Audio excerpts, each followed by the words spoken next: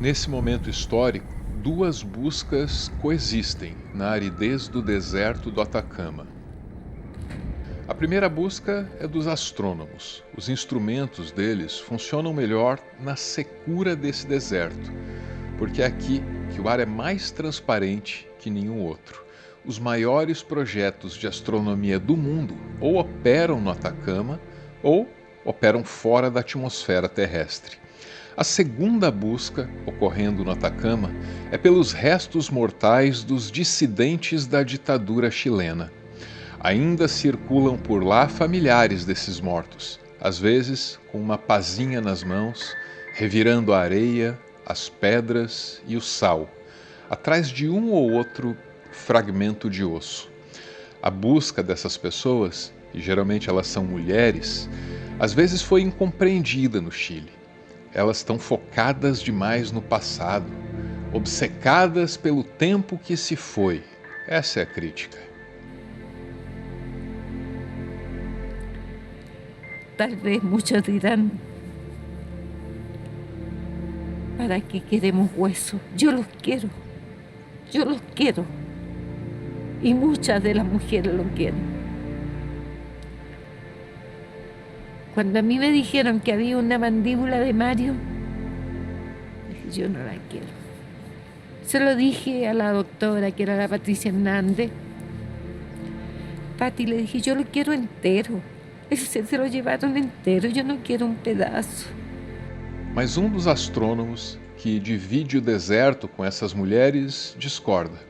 Ele sabe que todos nós estamos olhando para o passado o tempo todo. Na verdade, a gente nem tem escolha. Ele, menos do que ninguém. Quem olha para uma estrela, olha para uma luz emitida eras atrás. Todas las experiencias que uno tiene en la vida, en realidad, y digamos sensoriales, incluso esta conversación, ocurren en el pasado, aunque sean millonésimas o milésimas de segundo. Pero, claro, o sea, la cámara que yo estoy mirando ahora está a unos cuantos metros de distancia y por lo tanto está a unos millonésimas o algo así, digamos, de tiempo atrás, en el pasado, respecto al tiempo que yo tengo en mi reloj, ¿no? Porque la señal se demora en llegar. La luz de la cámara o la luz tuya reflejada se demora en llegar a mí, digamos, una fracción de segundo, una fracción muy pequeña de segundo, porque la velocidad de la luz es muy rápida. ¿Okay? ¿Y cuánto tarda la luz de la luna en llegar hasta aquí? Poco más de un segundo. ¿Y el sol? 8 minutos. O sea, nada se ve forzosamente en el instante que se ve. No, es que esa es la trampa. El presente no existe.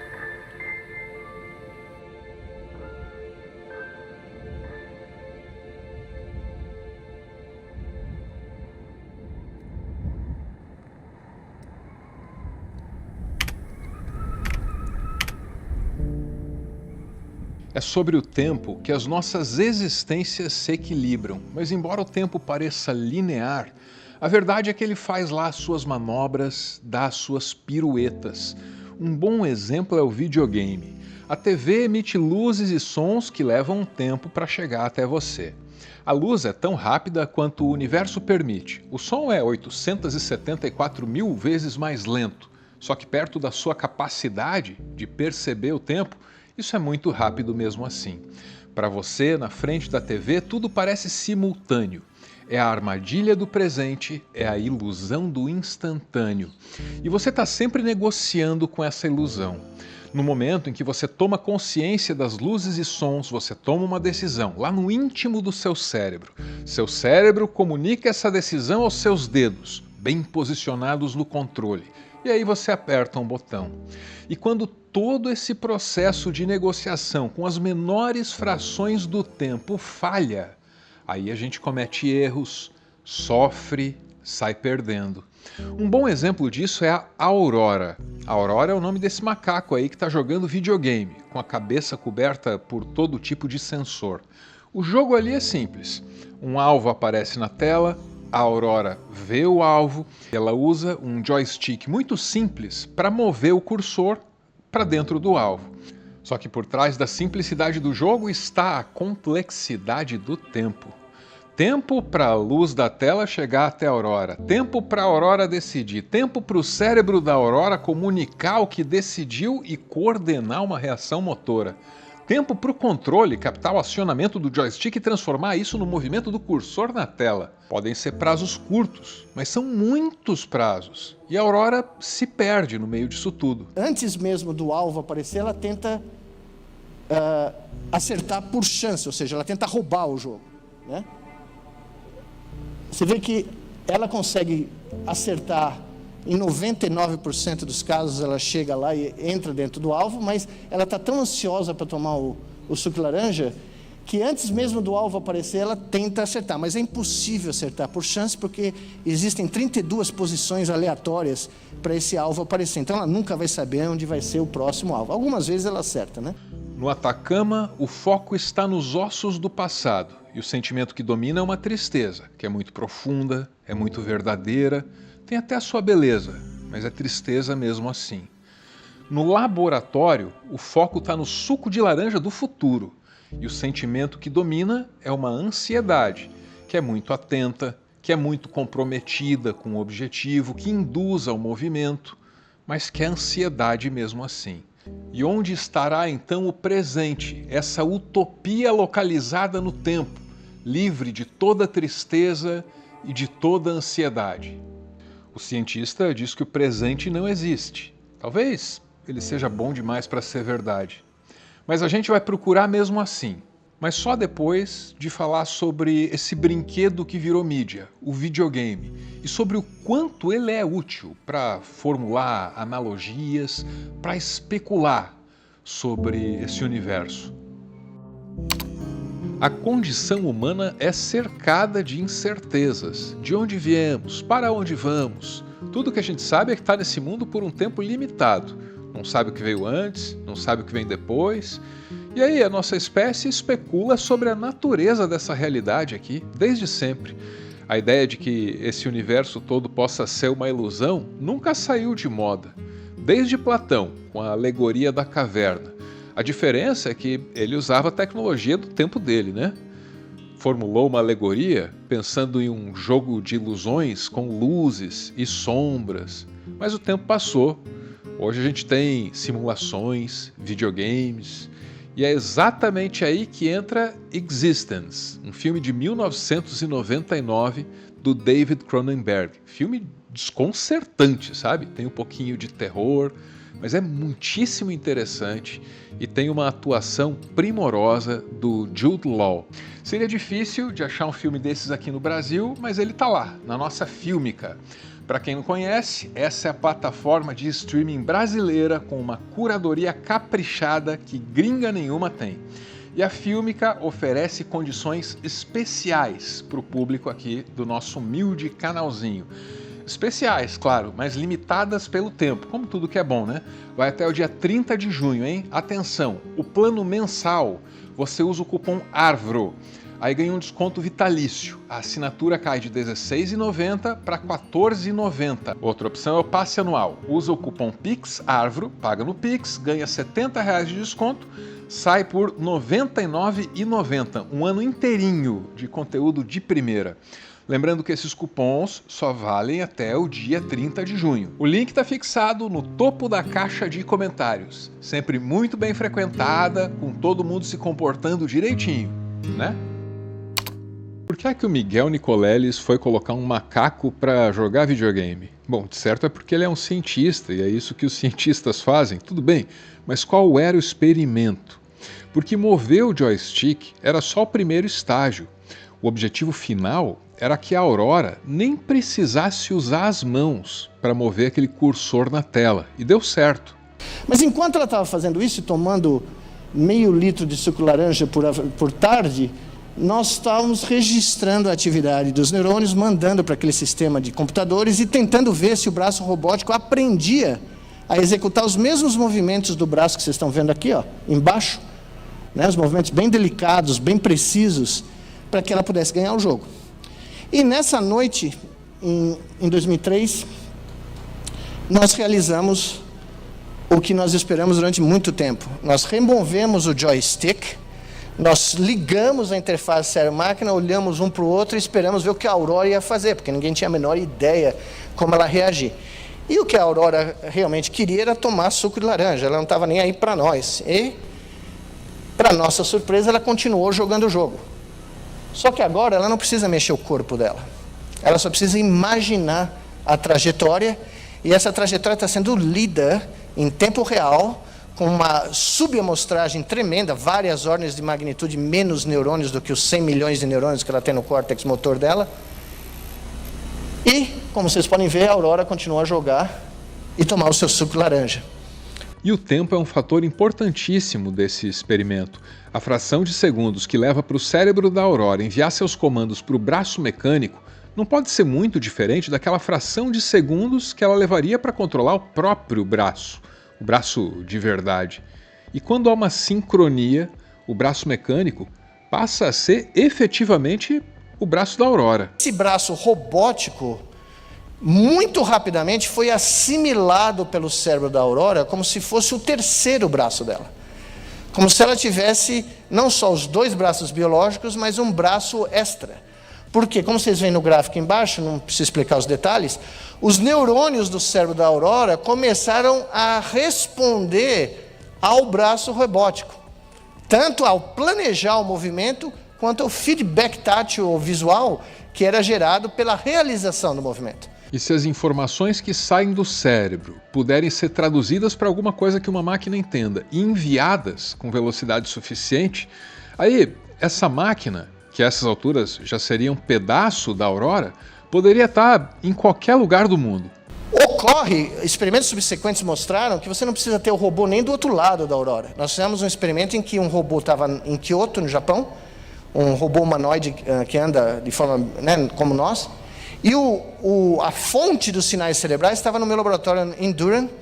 O New York Times filmou isso em tempo integral, tinha um repórter em Durham, um repórter em Kyoto, e o nosso animal andando na esteira, parou de andar na esteira, mas continuou a imaginar os passos. E esse sinal foi transmitido por à época, a rede de conexão mais rápida que você podia ter na internet, e fez um robô andar em Kyoto, sob o comando da mente do macaco em Durham, na Carolina do Norte. Ou seja, esse robô, para todos os propósitos, poderia estar em Marte. Manipulando o tempo, é possível transcender o espaço. Ou o contrário, vai ver, manipulando o espaço que a gente transcende o tempo. Fica confuso. Nesse ponto, os 2 conceitos, tempo e espaço, se revelam tão entrelaçados na matriz da realidade que conseguem confundir até uma mente como a do Nicolelis.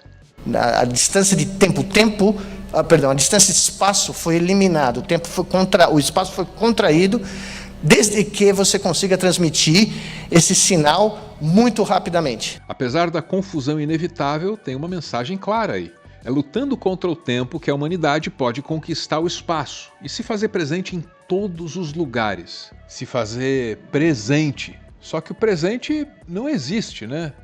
Ou será que existe? Yo creo que el único presente que existe, y si es que, es lo que yo tengo en mi mente, digamos. Mi conciencia. Eso yo podría decir que es lo más cercano al presente absoluto. Y ni siquiera, porque probablemente cuando yo lo pienso, la señal se demora entre mis sentidos, digamos. O sea, yo digo, yo soy yo, y me toco. Ya hay un cierto atraso, digamos. Cada um dos nossos 5 sentidos tem um tempo de reação. O da audição é de 160 milissegundos. A evolução fez um trabalho incrível pelos nossos ouvidos. O som vibra um pedacinho de osso, a vibração estimula células altamente especializadas na cóclea, onde um processo chamado de transdução mecanoelétrica transforma som em impulsos elétricos. Aí esses sinais viajam pelo sistema nervoso, são processados pelo cérebro e tudo isso acontece com uma rapidez de fazer inveja aos outros sentidos. É por isso que a maratona começa com um tiro e não com uma luz verde. A luz viaja mais rápido que o som, mas o processo que começa no olho é muito mais lento. 250 milissegundos no total, 40 só para a retina decidir o que enviar para o seu córtex visual. O tato é quase tão rápido quanto a audição, 160 milissegundos em média, só que pode variar conforme a região do corpo e outros fatores também. O olfato e o paladar são de longe os mais lentos. Eles dependem de reações químicas e o gosto e o cheiro podem levar mais de 1 segundo para conseguirem ser interpretados pelo cérebro. A verdade é que o presente não pode ser constatado pelos nossos sentidos. E se só o que os nossos sentidos captam tem existência verdadeira, então o presente, de fato, não pode existir. Ou só pode existir dentro de cada um de nós, naqueles raros momentos plenos de integridade em que a mente humana observa a si mesma. Infelizmente, o presente já não tem tantos buscadores. Nas palavras do mestre, uns olham para o alto, cometas, luas, galáxias, outros olham para baixo, procurando algum vestígio do tempo que a gente acha em busca do espaço perdido. Raros olham para dentro, já que dentro não tem nada, apenas um peso imenso, a alma, esse conto de fada.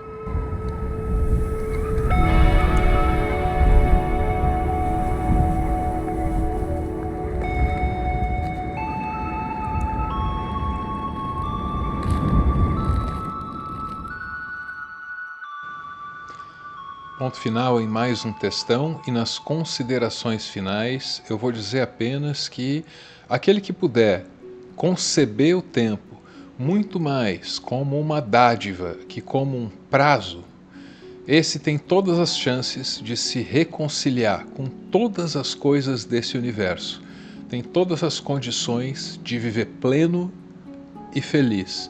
É muito difícil, porque tem o afeto. E todo afeto tem o desejo ao mesmo tempo legítimo e impossível da eternidade. Tudo dito, bora ouvir.